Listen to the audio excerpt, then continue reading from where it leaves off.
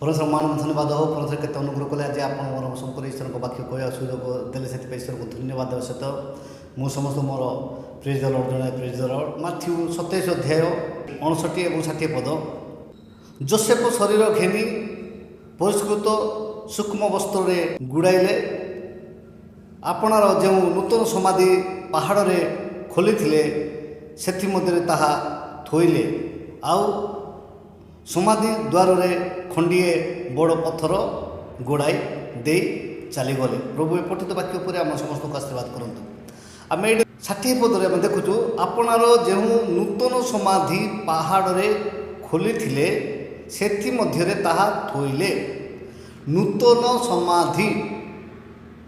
अच्छा ये आम देखू जे नूतन समाधि एवं समाधि पार्थक्य कौन समाधि एवं नूतन समाधि समाधि तो समाधि किंतु नूतन समाधि लिखिले तार आगे नूतन समाधि कारण दिने जिते बड़े भविष्य वक्ता मृत्युवरण कले मृत्युवरण कलापर आउ समाधि कराला समाधि कलापर से जगार आउ जन को पका गला आ से कौन कले उठी थिले से भी आम देखू द्वितीय राजावली 13 अध्याय 21 पद से समय लोक मैंने जड़े मनुष्य को कबर देवा बेले यहपरी घटिला जे देख से माने एक टोटकारी दल को दूर देखिले तहरे से माने से मनुष्य को एलिशा कबर रे पकाई दियंते से मनुष्य एलिशा अस्थि स्पर्श करने मात्रे सजीव हो अपना चरण रे ठिया हैला आ ये देखुचु जे जड़े मरी थे एवं जिते मरी थे कौन कले ए पुराणा समाधि पकईदे पुराणा समाधि पकईदे पकईबार तार हाड़ बा अस्थि स्पर्श कला माने छुईबार से कौन कले उठिले से जीशु को नूतन समाधि रे रखाला तो माने पॉइंट नंबर 1 एवं पॉइंट नंबर 2 63 रु 66 से माथी पुस्तक 27 अध्याय 63 रु 66 आम देखू तहिरे आर दिन अर्थात आयोजन दिवस परवर्ती दिन प्रधान याजक और फारुसी माने पिलातों निकट में एकत्रित हो कहले महाशय आम मानकर मन पड़ुछि से प्रबंचक जीवित थिबा समय रे कहिथिला 3 दिन उतारे मु उठिबी अतएव तृतीय दिवस पर्यंत समाधि सुरक्षित हेबा निमंते आज्ञा करंतु न हेले के जानी ताहार शिष्य माने आसी ताहाको चोरी करी लोक मानक कहिबे से मृत्यु मानक मध्यरु उठी अछंती ताहाले प्रथम प्रवंचना अपेक्षा शेष प्रवंचना अधिक मंद हेब पिला तो से मानकु कहले तुम मानक प्रहर दल अच्छी तुम्हें मैंने जाई यथासाध्य ताहा सुरक्षित कर तेणु से माने जाई प्रहरी दल सहित से प्रस्तर रे मुद्रांक दे समाधि सुरक्षित कले आम ये देखुचु जे आम महाशय आम मानकर मन पड़ू अच्छी से माने आर दिन 62 पद देखु तही आर दिन 62 लिखा जाए तही आर दिन अर्थात आयोजन दिवस माने तही आर दिन माने आज दिन आम काली गुड फ्राइडे बा आज गुड फ्राइडे पालन कलु आम काली आज दिन से कौन कले जाइए से कहते महाशय आमर मन पड़ू अच्छी जिते जड़े लोक मृत्युवरण करे मृत्युवरण कलापर से तार धर्म कर्म किए मन पकाती ना से भल कम करे बोले भी घृणा करेंगे खराब कम करते घृणा कर सब चली किंतु जिते से चली जाए तापर पूर्व कथा जाक मन पड़े पूर्व कथा जाक मन पड़े एवं एम मन पड़ुछि कौन बोले महाशय आम मान मन पड़ुछि कौ कथा मन पड़ुछि से जे ये देखु महाशय आम मानकर मन पड़ुछि से प्रवंचक जीवित थिबा समय रे कहिथिले 3 दिन मध्य उठिबी ସେ କହିଲେ 3 ଦିନ ପରେ ମୁଁ ଉଠିବି। ସେଥିପାଇଁ ଆମକୁ ସେଇ ସମାଧିକୁ ସୁରକ୍ଷା କରିବା ପାଇଁ ଅଧିକାର ଦିଆଯାଉ। ଆଜି ପର୍ଯ୍ୟନ୍ତ ଯେତେ ବି ଲୋକ ମରିଛନ୍ତି ପୃଥିବୀ ପୃଷ୍ଠରେ, ଆଉ ଯେତେ ବି ଦୈବ ରୂପ ଧାରଣ କରିକି 30 କୋଟି ଦେବତା ଅଛନ୍ତି, କୌଣସି ଲୋକଙ୍କର ସମାଧିକୁ ଆଜି ପର୍ଯ୍ୟନ୍ତ ସୁରକ୍ଷା ବିଷୟ କୌଣସି ଜାଗାରେ ଉଲ୍ଲେଖ ଥିବାର କିମ୍ବା ମାନେ ଆମେ ଜାଣିନାହୁଁ। କିନ୍ତୁ ଯୀଶୁଙ୍କର ସମାଧିକୁ ସୁରକ୍ଷା କରିବାକୁ ଗଲେ କାହିଁକି ଯେ ସେ ଯାହା କହୁଥିଲେ ତାହା ହେଉଥିଲା ଏବଂ ହେଇଥିଲା ଏବଂ ହେବାର ଅଛି। କାରଣ ଶାସ୍ତ୍ର ଲେଖା ହେଇଛି, ଜିଜିକଲଙ୍କ ସମୟରେ ପରସ୍ପର ଜିଜିକଲକୁ କହିଲେ ଯେ ତୁମେ ଯାଅ ଏବଂ ସେ ସମାଧିମାନଙ୍କ ପାଖକୁ ଯାଇ ପ୍ରଚାର କର। ଆମେ ସେଟା 37 ଅଧ୍ୟାୟରେ ଆମେ ଦେଖୁ, 37 ଅଧ୍ୟାୟରେ ମାନେ ଯୀଶୁଙ୍କ ବାକ୍ୟରେ ଆମେ ଦେଖୁ 1ରୁ ମାନେ 10 ପଦ ପର୍ଯ୍ୟନ୍ତ ଆମେ ପଢ଼ିଲେ ସେଟା ଆମେ ଦେଖୁ ଯେ ତୁମେ ସମାଧିକୁ ଯାଇ ତୁମେ ସୁସମାଚାର ପ୍ରଚାର କର। ହୋଇପାରେ ତାଙ୍କର ଲୋକ କିଏ ଗୋଟେ ଯୀଶୁଙ୍କ ସମାଧିକୁ ଯାଇକି ସୁସମାଚାର ପ୍ରଚାର କରିବେ। ଆଜି ମଧ୍ୟ ଡୁପ୍ଲିକେଟ୍ ବାଲା କ'ଣ କରୁଛନ୍ତି, କେତେ ସମୟ ପାଇଁ ବୋଲିକି ମାନେ ମଶାଣୀକୁ ଯାଇକି ମଶାଣୀ ସାଧକ ସେମାନେ ମଶାଣୀକୁ ଉଠେଇ ଦେଉଛନ୍ତି ଏବଂ ତାକୁ କଥାବାର୍ତ୍ତା କଲା ପରେ ଆଉ ଥରେ ସେ ମରିଯାଉଛି। ଏମିତିକି ପ୍ରେତ ଆତ୍ମା ଦ୍ୱାରା ତାଙ୍କର ମନ୍ଦ ଆତ୍ମା ଦ୍ୱାରା ସେମାନଙ୍କ ଆତ୍ମାକୁ ଉଠାଉଛନ୍ତି। କିନ୍ତୁ ସେଇଟା ଅରିଜିନାଲ ନୁହେଁ। କିନ୍ତୁ ଶାସ୍ତ୍ର ଆମକୁ ଯାହା କହୁଛି ତାହା ହେଉଛି ଅରିଜିନାଲ। ଜିଜିକଲ ସମୟରେ ପରସ୍ପର କହିଲେ ଜିଜିକଲକୁ ଯେ ଆମେ ଦେଖୁ 37 ଅଧ୍ୟାୟ 1ରୁ 10 ପର୍ଯ୍ୟନ୍ତ।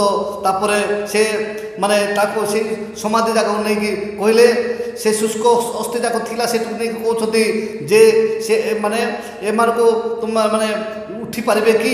ଆମେ ଦେଖୁ ଯେ ଜିଜିକଲ 37 ଅଧ୍ୟାୟ ଦେଖୁ 37 1ରୁ 10ରେ ସଦାପ୍ରଭୁଙ୍କ ହସ୍ତ ମୋ ଉପରେ ଅଧିଷ୍ଠିତ ହେଲା ଓ ସେ ସଦାପ୍ରଭୁଙ୍କ ଆତ୍ମାରେ ମୋତେ ବାହାରକୁ ନେଇଯାଇ ଉପତ୍ୟକାର ମଧ୍ୟସ୍ଥଳରେ ବସାଇଲେ, ଆଉ ତାହା ଅସ୍ଥିରେ ପରିପୂର୍ଣ୍ଣ ଥିଲା। ତ ସେ ସେଇ ଅସ୍ଥି ଚକଡ଼ର ନିକଟ ଦେଇ ଚାରିଆଡ଼େ ମୋତେ ଗମନ କରାଇଲେ। ଆଉ ଦେଖ ସେଇ ପ୍ରଶସ୍ତ ଉପତ୍ୟକାରେ ଅନେକ ଅନେକ ଅସ୍ଥି ଥିଲା। ପୁଣି ଦେଖ ସେଇ ସବୁ ଅତିଶୟ ଶୁଷ୍କ ଥିଲା। ତହିଁରେ ସେ ମୋତେ କହିଲେ, ହେ ମନୁଷ୍ୟ ସନ୍ତାନ, ଏଇ ସକଳ ଅସ୍ଥି କି ସଜୀବ ହୋଇପାରେ? ସେଥିରେ ମୁଁ ଉତ୍ତର କଲି, ହେ ପ୍ରଭୁ ସଦାପ୍ରଭୁ, ଆପଣ ତାହା ଜାଣନ୍ତି।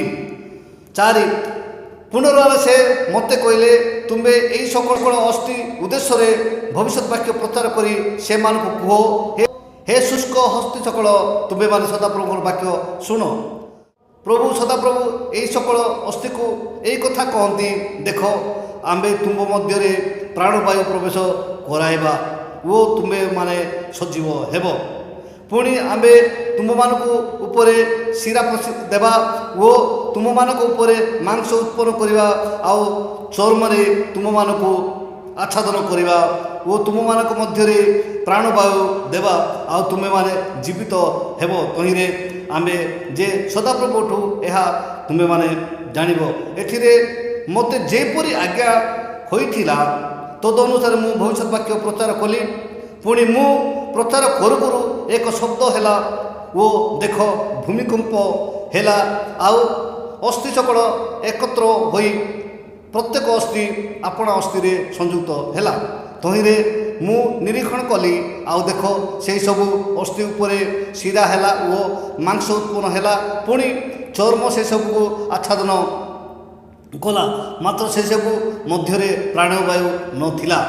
ତହିଁରେ ସେ ମୋତେ କହିଲେ, ହେ ମନୁଷ୍ୟ ସନ୍ତାନ, ତୁମେ ବାୟୁ ଉଦ୍ଦେଶ୍ୟରେ ଭବିଷ୍ୟତ ବାକ୍ୟ ପ୍ରଚାର କର। ଭବିଷ୍ୟତ ବାକ୍ୟ ପ୍ରଚାର କର ଓ ବାୟୁକୁ କୁହ, ପ୍ରଭୁ ସଦାପ୍ରଭୁ ଏହି କଥା କହନ୍ତି, ହେ ପ୍ରାଣବାୟୁ ଚତୁର୍ଦିଗରୁ ଆସ ଓ ଏହି ହତ ଲୋକମାନେ ଯେପରି ଜୀବିତ ହେବେ ଏଥିପାଇଁ ସେମାନଙ୍କ ଉପରେ ବହ। ତେଣୁ ସେ ମୋତେ ଯେପରି ଆଜ୍ଞା କଲେ ତଦନୁସାରେ ମୁଁ ଭବିଷ୍ୟତ ବାକ୍ୟ ପ୍ରଚାର କରନ୍ତେ ପ୍ରାଣବାୟୁ ସେମାନଙ୍କ ମଧ୍ୟକୁ ଆସିଲା, ଆଉ ସେମାନେ ଜୀବିତ ହେଲେ ଓ ଅତିଶୟ ମହତୀ ସେନା ହୋଇ ଆପଣା ଆପଣା ଚରଣରେ ଠିଆ ହେଲେ। ଦେଖୁଛୁ ଯେ ଯେତେବେଳେ ଈଶ୍ୱରଙ୍କ ବାକ୍ୟ ଶୁଣିଲେ ତାପରେ ସେମାନେ ଠିଆ ହେଲେ। ହୋଇପାରେ ମାନେ କହୁଛନ୍ତି କିଏ କିଏ ଆସିକି ମନେକର ଜୀବନ୍ତ ମାନେ ଆମେ ଜାଣୁ ଈଶ୍ୱରଙ୍କ ଶାସ୍ତ୍ର ଆମକୁ କୁହେ ଯେ ଏଲିଓ ସେ ମୃତ୍ୟୁବରଣ କରିନାହାନ୍ତି, ସେ ସେମିତି ଏକା ସ୍ୱର୍ଗକୁ ଯାଇଛନ୍ତି। ହେଲେ କାଳେ ଏଲିଓ ଆସିକି ମାନେ ଉଠେଇବେ କି କିଏ କ'ଣ କରିବେ ଆମେ ସେଟା ଦେଖିବା ପାଇଁ ବୋଲିକି ଆମେ ତାଙ୍କୁ ମାନେ ପଡ଼ିବ ମାନେ ନହେଲେ ଚୁରେଇକି ବି ନେବେ ତାପରେ କହିବେ ଯେ କ'ଣ ହେଲା ସେ ଉଠିଲା। ସେଥିପାଇଁ ଆମକୁ ସମାଧି କରିବାକୁ ଦିଆଯାଉ ବୋଲି ମାଗିଲେ।